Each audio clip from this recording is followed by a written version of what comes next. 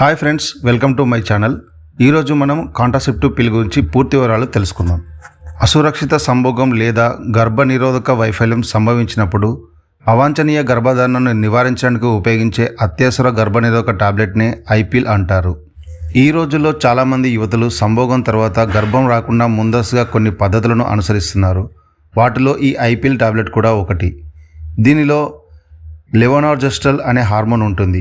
ఐపిల్ను బాధ్యతాయుతంగా తీసుకుంటే సాధారణ సురక్షితం, కానీ కొన్ని సందర్భాల్లో మాత్రం వికారం, అలసట మరియు కడుపు తిమ్మిరి వంటి కొన్ని దుష్ప్రభావాలకు సైతం దారితీయవచ్చు. శృంగారంలో పాల్గొన్న 24 నుంచి 72 గంటల లోపు ఈ ఐపిల్ టాబ్లెట్లు తీసుకుంటే మంచి ఫలితం ఉంటుంది. ఐపిల్ అనేది మీ రీప్రొడక్టివ్ సిస్టంలోని అండోత్పత్తి ప్రక్రియను వాయిదా వేస్తుంది. అండాశయం ఇప్పటికే గుడ్డును విడుదల చేసినట్లయితే గుడ్డును శుక్రకణంతో ఫలదీకరణం చెందకుండా నిరోధిస్తుంది. ఇప్పటికే ఫలదీకరణం జరిగి ఉంటే గర్భధారణ జరగకుండా నివారిస్తుంది.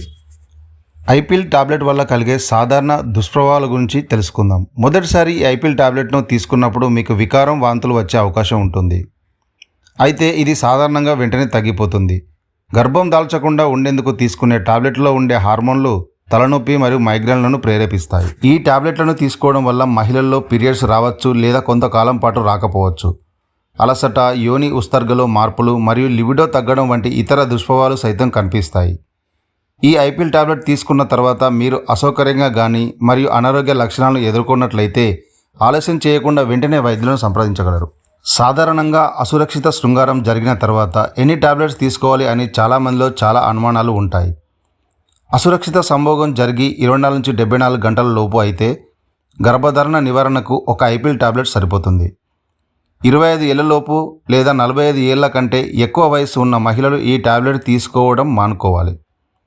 ఐపిల్ టాబ్లెట్ను యువతులు తీసుకుంటే అనేక ఆరోగ్య సమస్యలకు కారణం కావచ్చు.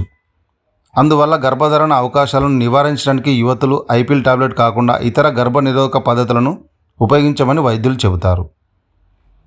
ఈ ఐపిల్ టాబ్లెట్లో వివిధ రకాల హార్మోన్లు మరియు రసాయనాలు ఉంటాయి.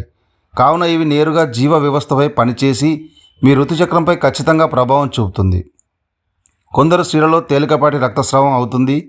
ఈ ఐపిల్ ప్రభావం వల్ల మరికొంతమంది కొంతకాలం వరకు పీరియడ్స్ను పూర్తిగా కోల్పోవచ్చు.